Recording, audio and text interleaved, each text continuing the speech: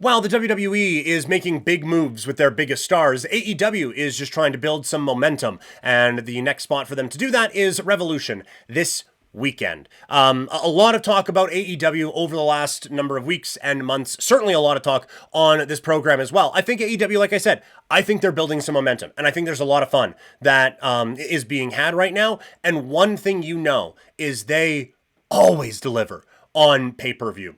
At the top, the Cope Moxley storyline is finally starting to ramp up a little bit towards this weekend, with Copeland actually building some momentum. And you get Willow with the concerto on Marina Shafir. That's a great spot for Willow, and a great place to be in going into maybe a feud there with Marina. And having Mox be a little vulnerable finally for the first time. I'm not sure this is the time to take it off of Moxley. It's weird to say that because, like, this storyline has not gone anywhere, really, and has not really progressed, and is actually a big turnoff for a lot of people. And so it is weird to say, well, you can't stop it now. I don't know if Cope is the guy to do it.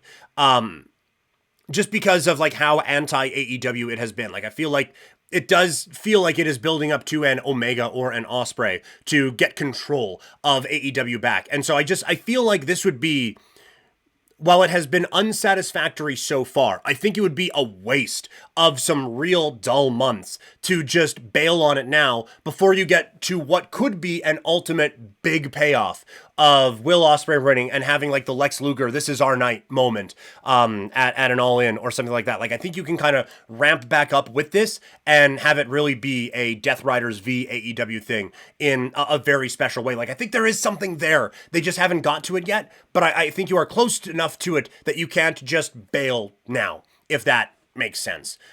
Just because Christian has a briefcase, you know? So, interested to see where that one goes. The rest of the card, though, looks amazing right now. Like, Ospreay and Fletcher in a steel cage match alone is unbelievable. Like, it's a punchline in wrestling sometimes, but main event anywhere in the country. Like that's just going to be spectacular. And Omega against Takeshita for the International Championship.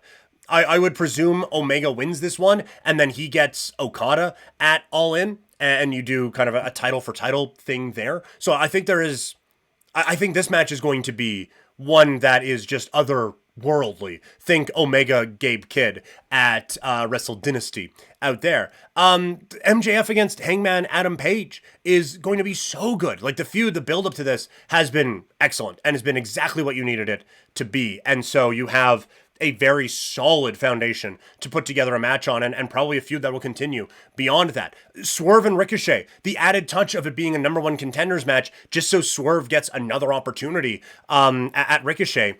It leaves some doubt as to who is going to win, especially with Nana giving his kind of pump-up speech to Swerve and just kind of seeing, like, just kind of being like, hey, we kind of got to get this thing rolling again. And so it leads to, like, is Swerve going to get it back? But then it does feel like the winner of this is just kind of setting up to lose en route to Ospreay getting an opportunity at the title. So what direction they go with any of these guys makes for a lot of very interesting discussions. And so that is the one thing, is that AEW, for a bit, like, there was no story that you really could sink your teeth into. And at least now you can see how they're starting to branch everything out again. And a lot of different webs are being spun, and it can make a lot of sense. So you're just hoping that there's some strong follow through with a lot of those things.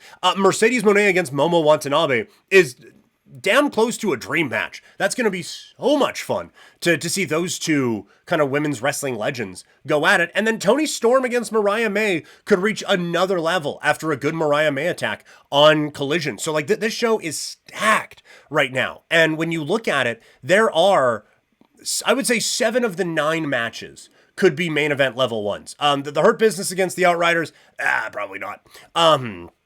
And the opening multi-person tag with a conglomeration, whatever, no. But aside from that, everything I just talked about could main event a wrestling pay-per-view, and I would pay my slightly hard-earned money to go out and watch it. So, yeah.